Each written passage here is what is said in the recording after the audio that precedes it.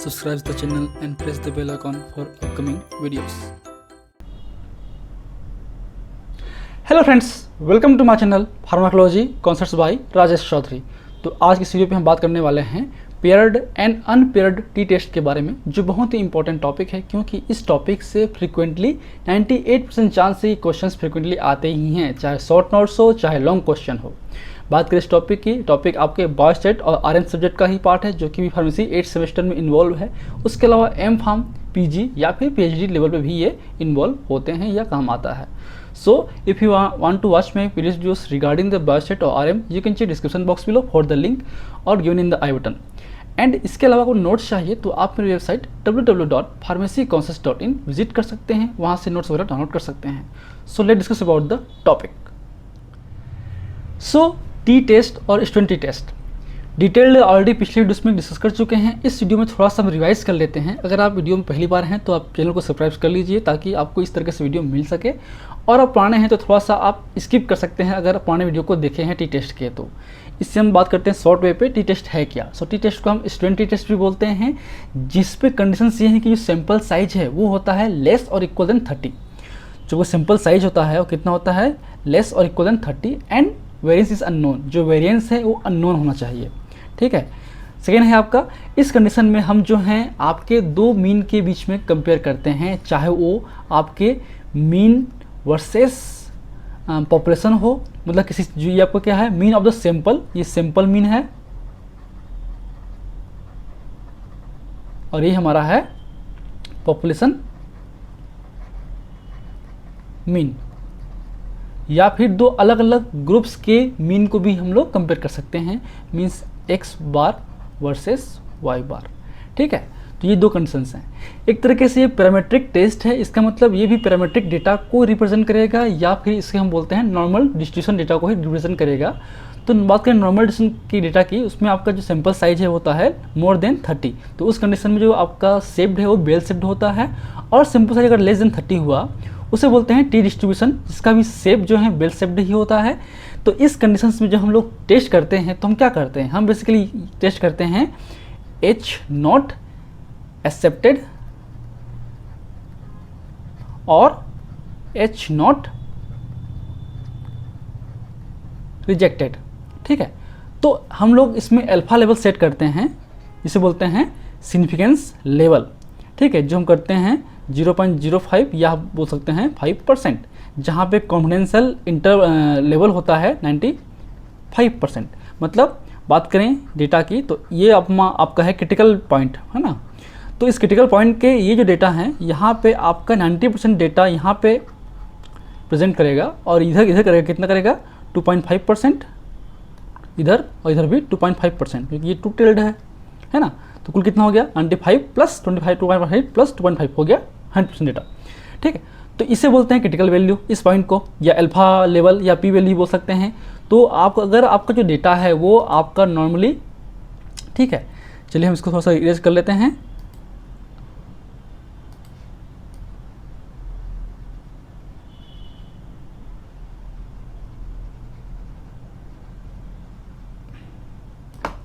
ठीक है, चलिए। तो अगर आपका डेटा नॉर्मल डिस्ट्रीब्यूटेड है और सैंपल साइज आपका मोर देन 30 है या इन्फिनिटी भी हो सकता है, तो उस कंडीशन में हम लोग क्या करते हैं, जेड से रिप्रेजेंट करते हैं क्रिटिकल वैल्यू को, जिसका वैल्यू होता है 1.96, किसके लिए 0.05 के लिए, या फिर इस लेवल के लिए, है ना। यहाँ पे होता है वैल्यू 1.96 किसका, जेड का 0.05 के लिए, ठीक है, टोटल कंडीशन में, ठीक।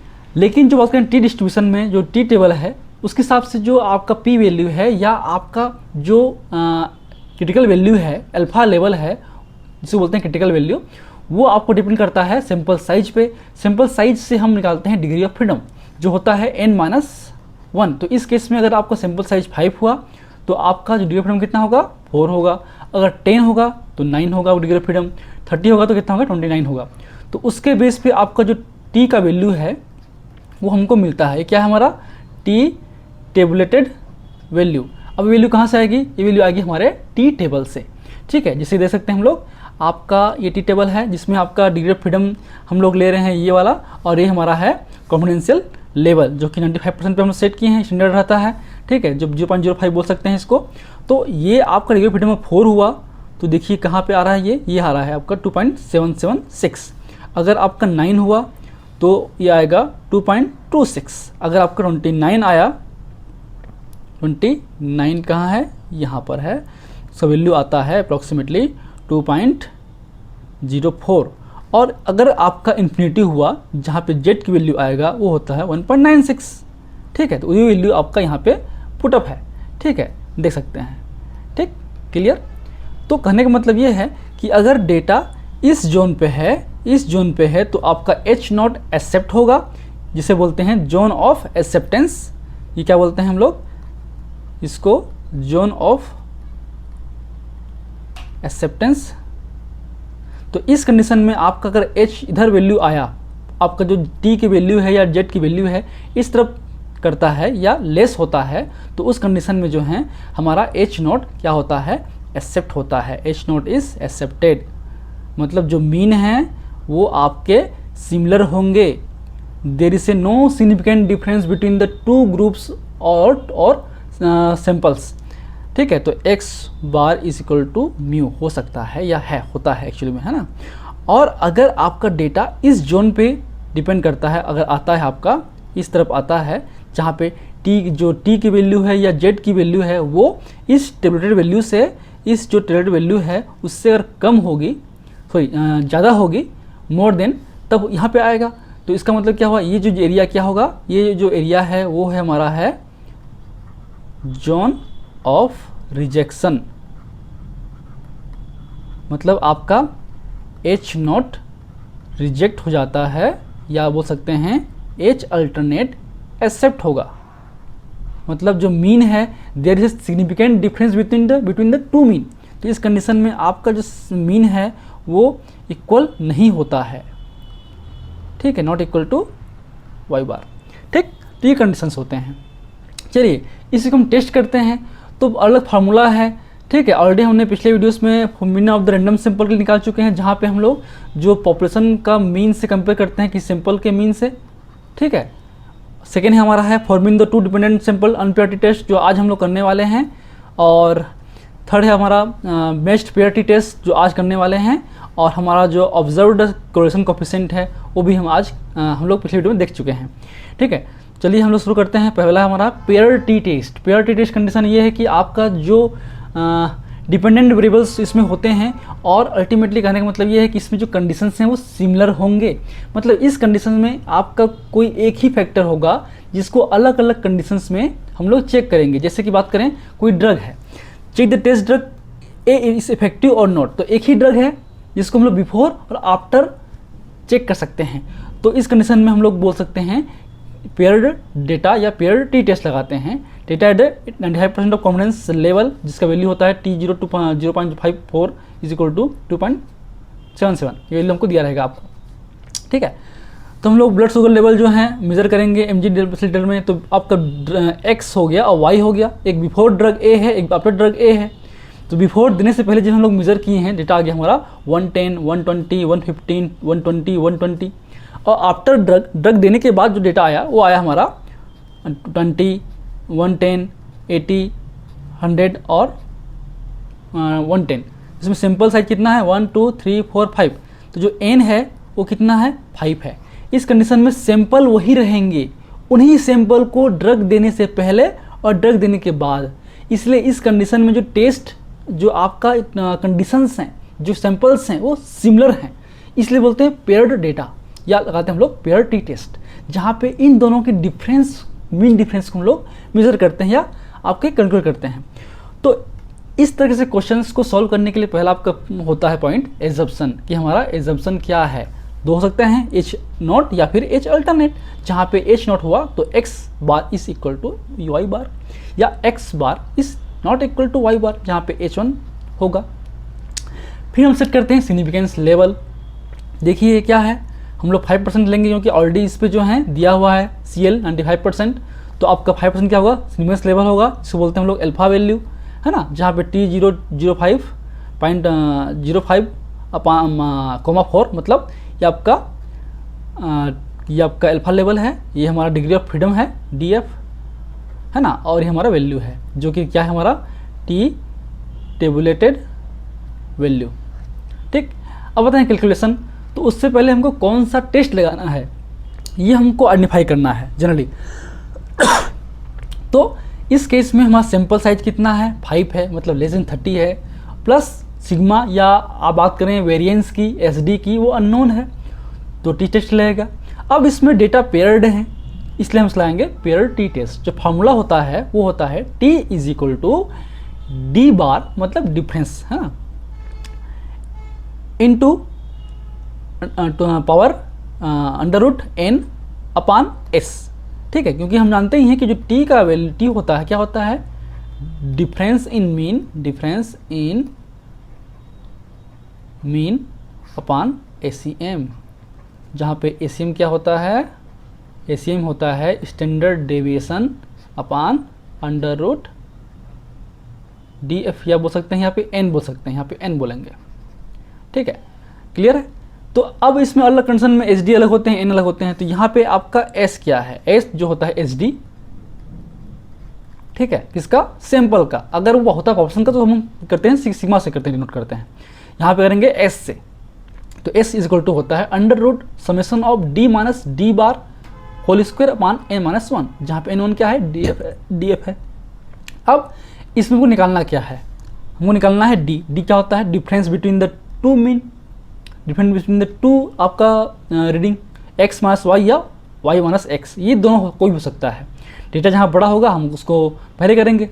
ठीक है, डी बार दोनों का डिफरेंस क्या है, मतलब मीन क्या है ना, डिफरेंस का मीन कितना है, तो summation of D upon N हो गया। निकालना है डी माइनस डी बार और D minus D bar square निकालना है अपने को, क्योंकि इससे ये निकलेगा, हमको ये जरूरत पड़ेगा यहाँ पे। चलिए अब हम लोग इसको टेबल को चेंज कर लेते हैं इस तरीके से, हमारा x हो गया ये वैल्यू, ये y हो गया ये वैल्यू, दोनों के बीच डिफरेंस क्या है, x माइनस वाई निकाल लेते हैं। डिफरेंस क्या होता है, क्योंकि यहाँ पे ये बड़ा है छोटा, इसलिए हम इसको करेंगे तो ईजी पड़ेगा। तो ये हो गया +20, ये हो गया हमारा +10, इसमें डिफरेंस कितना है, 35 का डिफरेंस है, इसमें कितना डिफरेंस है, 20 का डिफरेंस है, इसमें कितना डिफरेंस है, 10 का डिफरेंस है। तो ये हो गया हमारा क्या, समेशन ऑफ डी हो गया 95, अपान निकालेंगे 5 कर देंगे क्योंकि 5 सिंपल है, तो ये हो गया डी बार हो गया 19। तो जो डिफरेंस है आपके इन दोनों के बीच का डेटा का, उसका जो मीन हो गया 19 हो गया। अब करेंगे डी माइनस डी बार, तो डी क्या था, ये डी है और डी बार क्या है, 19 है।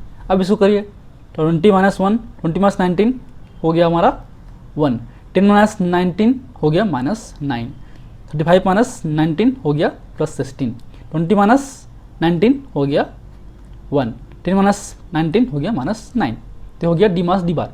इसका कर दो स्क्वायर, ये स्क्वायर है ना, तो ये हो गया 1 का 1 हो गया, 9 का हो गया 81, इसका हो गया 256, इसका हो गया 1, इसका हो गया 81। इसको कर दो समेशन, ये क्या हो गया, ये हो गया summation of D minus D बार का स्क्वायर, ये हो गया 420। अब इस फार्मूला पे पुट कर दो। अब ठीक है, पहले निकालिए एस, निकाल लीजिए। एस क्या होता है, under root summation of D minus D bar, है ना, जो क्या है वैल्यू 420। ठीक, ये आ गया। एन क्या है 5, 1 कर दीजिए, तो हो गया 420 अपान 4, तो हो गया 105 का अंडर रूट। इसका आंसर आता है हमारा,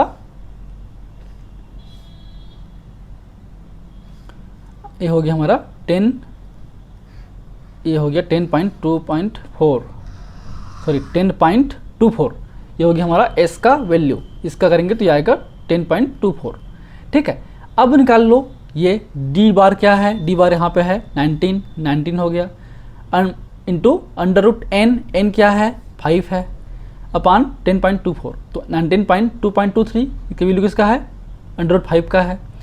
ये करेंगे फिर आगे करेंगे तो होगा ये 42.37, इसको इंटू कर दीजिए अपान 20.24, आंसर आ गया 4.13। तो हमने जब चेक किया था तो क्या था, हमारा जो कंक्लूजन होगा, टी कैलकुलेटेड जो वैल्यू है जो हमने निकाला है 4.13 is more than T tabulated value 2.776, इससे अधिक है। तो क्या होगा, ये आपका क्रिटिकल वैल्यू है। जो ग्राफ है वो ग्राफ के मान लेते हैं, ये हमारा ग्राफ है, तो ये हमारा क्रिटिकल वैल्यू है, टी के वैल्यू है कौन सा तो इस वैल्यू से इस तरफ है या इस तरफ है?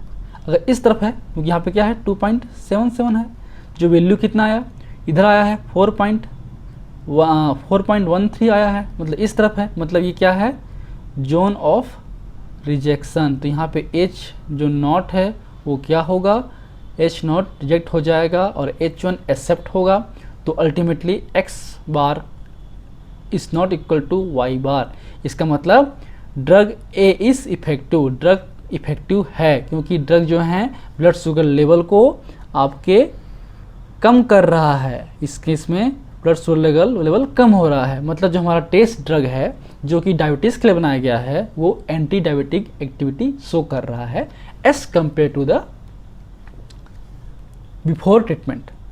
ठीक है, सो द ड्रग क्या लिखते हैं हम लोग रिजल्ट में, the drug A is significantly reduce the blood pressure as compare to the before treatment, है ना। चलिए अब आते हैं अनपेयर टी टेस्ट। तो अनपेयर टी टेस्ट में जो है कंडीशंस या ट्रीटमेंट अलग अलग होंगे। इसमें हम दो अलग अलग सैंपल्स के मीन का कंपेयर करते हैं। मीन्स इसमें 2 ड्रग हो सकते हैं, 3 ड्रग हो सकते हैं, लेकिन ग्रुप क्योंकि टी टेस्ट में 2 ही करते हैं। अगर मल्टीपल ग्रुप्स हुए तो हम लोग करते हैं एनोवा। तो क्वेश्चन देखिए, check the test drug A and drug B है सेम इफेक्टिव और नॉट। तो हमको चेक करना है जो 2 ड्रग ए और बी है उनका इफेक्ट सेम है या नहीं है। By using the following data at the 95% of confidence level.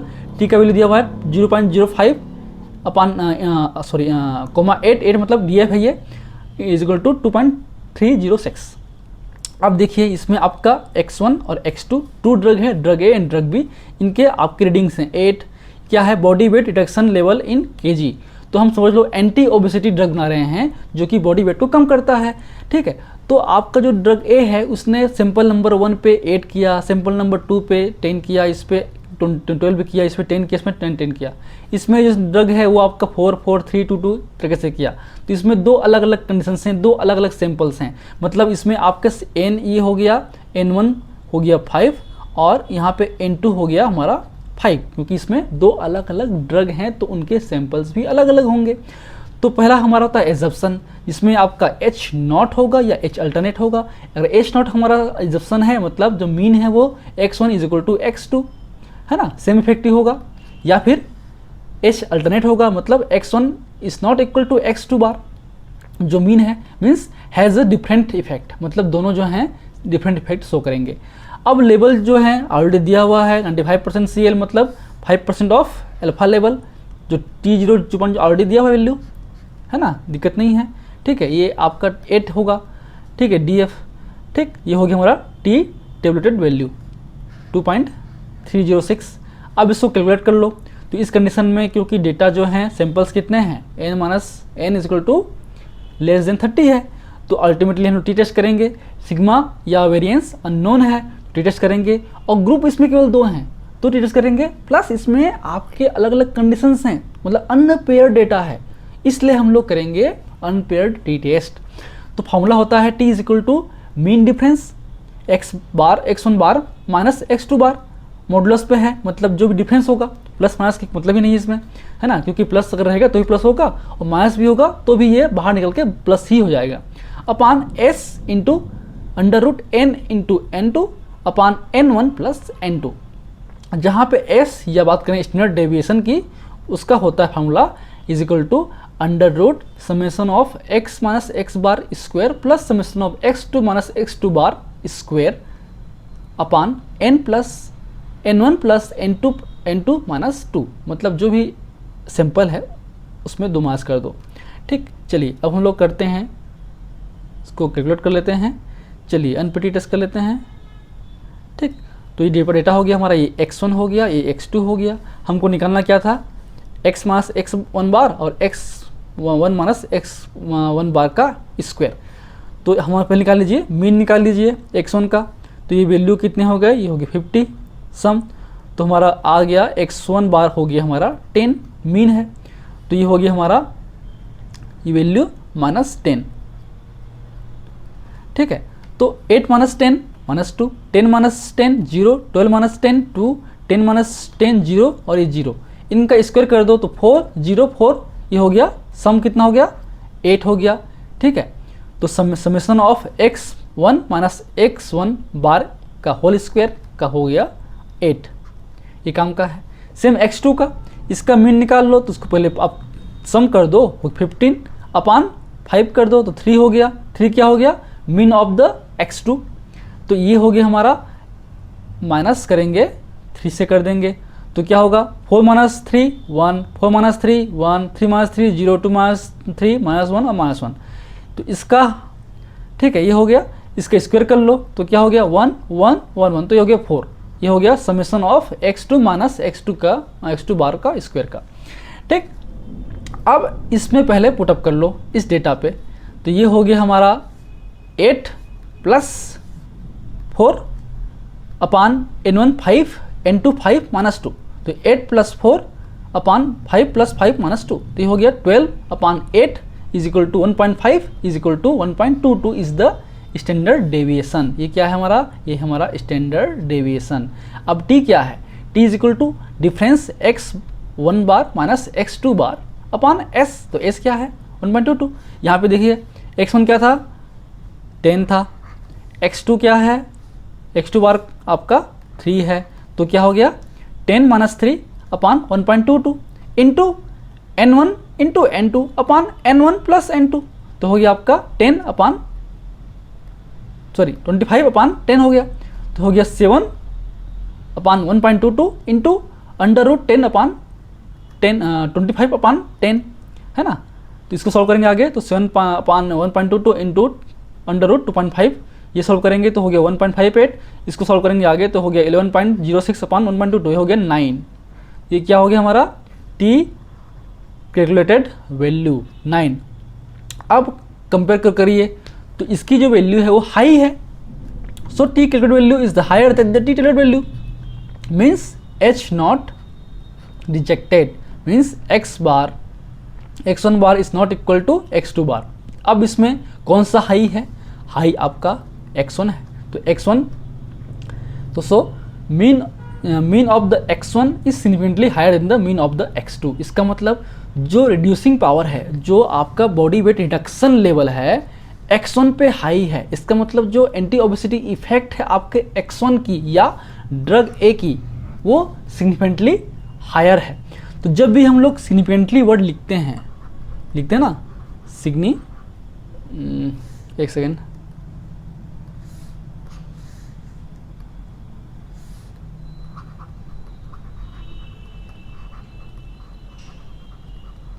ठीक है, तो हम लोग जो हैं हमेशा p की वैल्यू लिखते ही हैं 0.05, क्योंकि हमने ये सेट किया हुआ है ना अल्फा वैल्यू 5%, ठीक है, इस लिखते हैं सिमिलरली हायर या लोअर लिख सकते हैं। ठीक, तो drug is more effective than drug B, ये हो गया हमारा pair T test. So these are the basics about the t test. ठीक है, इसके बाद हम लोग शुरू करेंगे एनोवा। तो I hope you like my videos. If you like my videos, please press the like button, share with your friend, and any feedback please comment on the comment section. That motivates me for the coming videos. In last, thank you, keep watching.